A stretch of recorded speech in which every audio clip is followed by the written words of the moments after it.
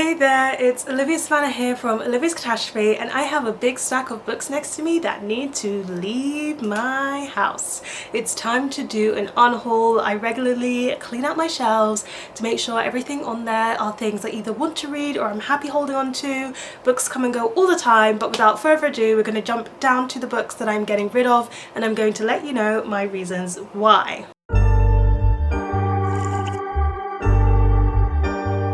What we're going to start here with is the DNFs. I've been on a big journey with becoming a DNFer, and now I DNF things like nobody's business. We've actually got quite a lot of DNFs to go through here. So to kick off this stack, we have Everything I Never Told You by Celeste Ning. This was one of the oldest books on my TBR, and I had loved Little Fires Everywhere with every single fibre of my being, but I got over 100 pages into this book and I was bored out of my mind, which was quite shocking because I tend to really enjoy books that are about grief, and grief is the most prevalent thing in this, but I just could not bring myself to care about this family or care about their grief, as brutal as that sounds. And so I put a poll up on Instagram to see if it got any better, and people who had read the book before said they either didn't like this one or they did really like it, but the first 100 pages is quite indicative of how the rest of the book goes in terms of writing style and tone. So I decided, based on all the feedback that I got, it is time to DNF. And if I'm not going to read a book, I'm not going to keep it. Up next we have Infinity Alchemist by Kacen Callender. I read 100 pages of this as well. It is a young adult fantasy, and I have read Kacen Callender's middle grade but also young adult contemporary books, and I've really enjoyed both of them. I've enjoyed everything that I've read by Kacen Callender. However, I could just not get along with this young adult fantasy book. It was written in such a juvenile way that it almost sounded like it was talking down to the teenage age audience, so that was a bit of a struggle for me. And I also just felt like the world building was not very concrete, and it had detail to it, but it didn't immerse me the way that a good fantasy should, even a young adult fantasy, so that was a bit disappointing too. And while I could see it doing good things with having a gender fluid main character and a trans main character, and I believe that later on polyamory comes into this book as well, for what it was, the plot that it was giving me, I just wasn't invested or interested, and I decided I'd had enough once I dragged myself to the 100-page mark, so I DNF'd. Also getting rid of Trial of the Sun Queen and Rule of the Aurora King by Nisha J. Tuli. I don't feel as bad about unhauling these books because they were sent to me unsolicited. They are romantasy books, and I read the first one, which is this one.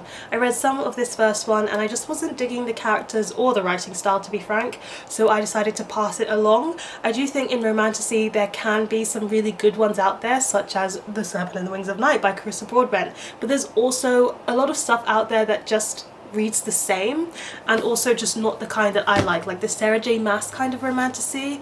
Yeah, that's not me. That's not me at all. So Goodbye Days by Jeff Zentner was also one of the oldest books on my TBR. I was really trying to read a couple of those and I wasn't digging them, which makes sense. My reading taste has probably moved on, but the reason why I held onto this one for so long is because it is also about grief.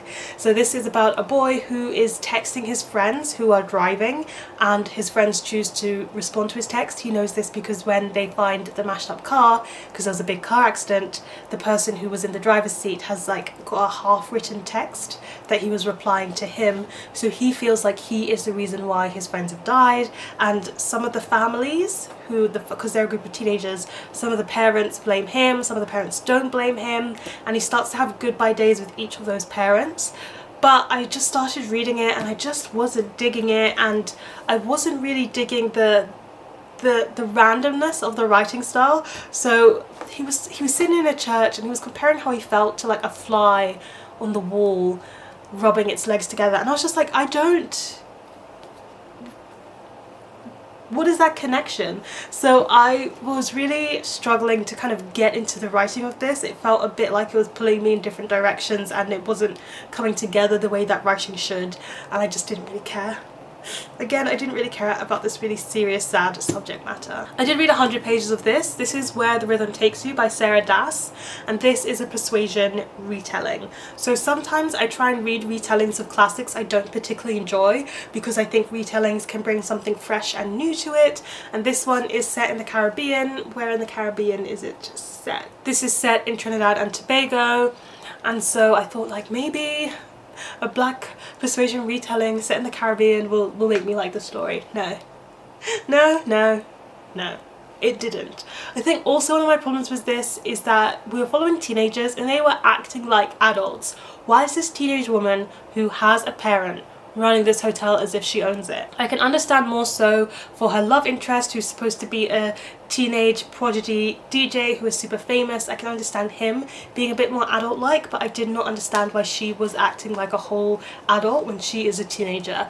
And so it felt like when you get those adult books that have been brought down to teenage age, I don't know if that's the case here or not, but I just wasn't buying their age for what they were doing, and I wasn't loving the persuasion elements, and I wanted to read this like black Caribbean young adult book, but I just wasn't digging it, so I DNF'd at 100 pages. I tried really hard. Komi Can't Communicate by Tomohito Oda. I feel like I've reached a new height of DNFing. The fact that I DNF'd a manga that I could have just finished quite easily but still DNF'd it shows my DNF prowess has reached a new height.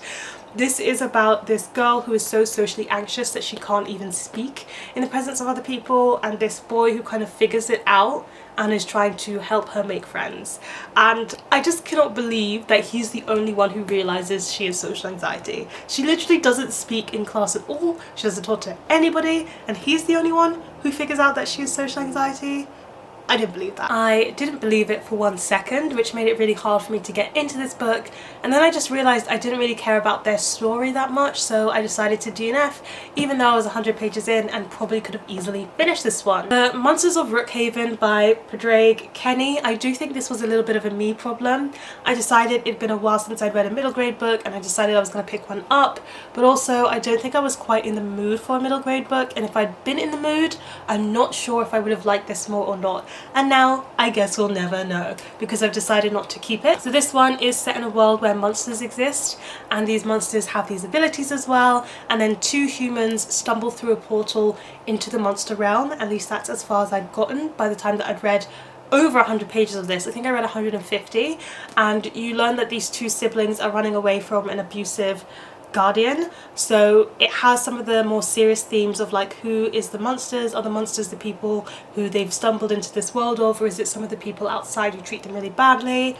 And they were trying to figure out how they're going to seal up this portal between the worlds, but I just was not that invested. And even though this book did have some depth to it, it was also just a bit too light-hearted. When I picked up this book because it was called The Monsters of Rookhaven, I did expect it to be a bit more monstrous, and I think I'm discovering that middle grade horror is not for me because it is too light for me, even though I expect it to be kind of light in some ways because it's middle grade. It's just not giving me the scaries that Goosebumps used to give me. And then last but not least, I also DNF'd All the Painted Stars by Emma Denny. I don't have any beef with this book.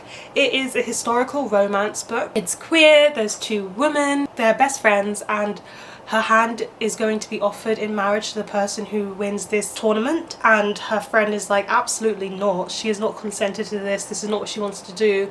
So she decides she's going to pretend to be a man and enter the competition and hopefully win her hand that way. And it was fine. It was serving exactly what the premise said it was going to give us. It was historical romance, and I'm just not a big historical romance girly. So I discovered that this is not the genre that I need to be reading, and I was finding it fine. And I think if I'd finished this book, I probably would have rated it 3 stars. So I was just like, why would I read a book that I'm only going to give 3 stars to? And I decided to DNF it. But there's literally nothing wrong with this. And if you want a lesbian historical romance book, I would actually wholeheartedly recommend this to you. So there we have all of my DNFs, and I've got 4 books that I'm giving away because I have finished copies of them. Sometimes I get sent the proof of something and a finished copy as well. I have a finished copy of Butter by Asako Yuzuki, which looks exactly like this proof does almost, so I'm giving away the proof. I also got a special edition finished copy of Defy the Night by Brigid Kemmerer from a book swap I did, which is a hardback with sprayed edges, so I don't need to keep the proof of the book that I have. I also have a proof of Infinity Mighty Alchemist by Kacen Callender. This was the book I mentioned DNFing just now, so I'm not going to keep the proof obviously. And then last but not least, I also have a big chunky proof of To Cage a God by Elizabeth May. I was also sent the hardback finished copy of this, so I don't need to keep the proof. I have a lot of books on my shelves, and I know that some people find proofs to be quite coveted and like special because they're limited edition. I work in publishing. Proofs have long lost their shine to that element. I do appreciate them because it means I get to read books early, and I do like to review books, but I'm not going to keep a proof just because it's a proof. I have over 1,000 books. I need space, so they are being passed along. So I was also making a virtual library where all of my Patreons can see every single book that I own, and they can see my shelves at the state that they're currently in as I remove and add books to my shelves. And in the process of doing that, I picked out a few books that I decided I wasn't going to read for whatever reason. So I've decided not to read From Twinkle with Love by Sandhya Menon.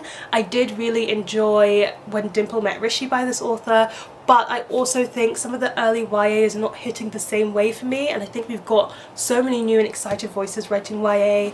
I looked at reviews and some people said that Twinkle was very annoying, and I just don't really want to put myself through that, so I decided to let this one go. I've also decided to let go of Here the Whole Time by Vitor Martins. I was very interested in this because it's a translated young adult novel, and I feel like I don't see that much translated YA around, and it's also supposed to be fat boy rep, and I've heard a lot from the fat community about how harmful the covers of this are because they are clearly not showing a fat person on the cover, but also that it's got so much fat phobia in this that it kind of overshadows the message that it's trying to bring, and it's just not great fat representation. I know that Lianne from Literary Diversions has talked about this extensively, and seeing her talk about this book has just made me not want to read it, so I've decided not to read this one. And then last but not least, we also have Edenville by Sam Rebelein. The reviews for this were just not exactly what I wanted from this book, and I did start reading this one, and it was taking a very long time to get to Edenville. That was the problem. So actually this should have been in my DNF section. It was taking a very long time to get to Edenville, which is where this book is set. It was not there after 50 pages, and if you're not in the setting of where this book is going to happen in 50 pages time, like, what are you doing? What are you doing? So that also had to go. We get to the stack of books where I've actually read the book, but I've decided not to keep it for whatever reason. So the first one actually that I have here is The Do's and Donuts of Love by Adiba Jaigirdar, and I have actually done a dedicated reading vlog for this where I eat donuts and talk about this book, and you'll see that at the end, even though I have some things that I think the book could be doing better, I do give it a positive rating, and I did enjoy this book. It's just that I have a lot of books and I can't keep every single book I enjoyed, so while I do wholeheartedly recommend this one and I had a very good time reading it, it's just not one that I'm going to be keeping on my shelves. We've also got some books here that I read and thought were just okay. So we have New Animal by Ella Baxter. I read this one in a single day. I absolutely whizzed through it because it's so very readable. And what I liked about this book is that it's set in Australia, and I think it handles grief in a very unique but also a very true to grief way, especially as our main character is someone who works in a funeral home and does the makeup before someone's cremated or buried, and so she feels like she should know the ins and outs of grief, but when it hits her she's still very unprepared for it. And so I felt like that was such an accurate depiction. However, there is some BDSM representation in this, and that is absolutely done in a rubbish manner. So in the end, the poor representation is why I've decided not to keep this book. Also read The Last Act of Love by Cathy, Rentzenbrink, which was a really harrowing memoir, and it deals with a really tough subject of the fact that her brother is in a coma for 8 years and he's likely never going to wake up, and they have to make a decision on what they're going to do. And it was really emotional, but at times it also got repetitive, and I feel like it went on a bit too long for its subject matter, so I found it to be an okay read in the end, even though it was on such a difficult subject.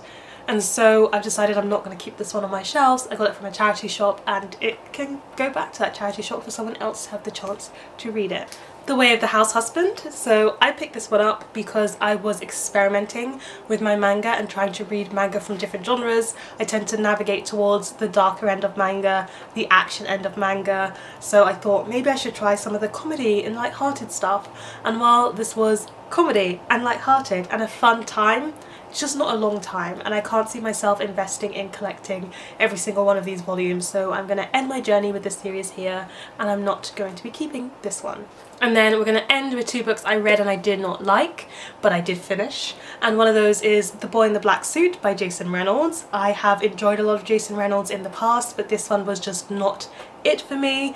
It started off by building a really interesting story that focused on themes of grief, that focused on a father-son relationship in the haze of the mother having passed away, and also it was looking at this side character that he'd bonded with a lot, and the side character was having their own story.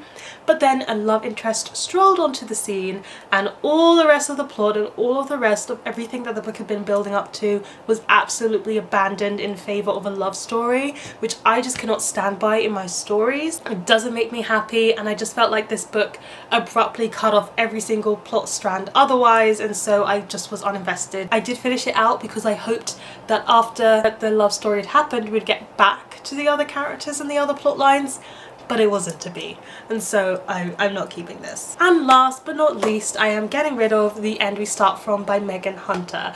I read The Harpy by Megan Hunter and I had a really good time with that, but this wasn't it for me. This cli-fi dystopian book bored me to no end, and also I felt like it just didn't have much of a plot. Things weren't going anywhere, and I was just wondering, like, what am I supposed to take from this? So even though it has been adapted into a film, and I know that quite a few people really enjoyed this, and I did read it in a day because it's so short and quick to read, it was just the unemotional writing, the distance of this dystopian narrative did not work for me, and so I'm not keeping it. And there you have it. Those are over 20 books that are leaving my shelf today. Goodbye. I am looking forward to hauling loads of other books to fill this gap, but I hope that you enjoyed getting to see the reasons why I'm letting these books go. Let me know in the comment section down below, what was the last book you read that you didn't enjoy? Give this video a thumbs up if you enjoyed it, hit that subscribe button if you want to see more, and don't forget to hit that notification bell to be updated every time I have a new video. And you know what they say, onwards and upwards. Excelsior!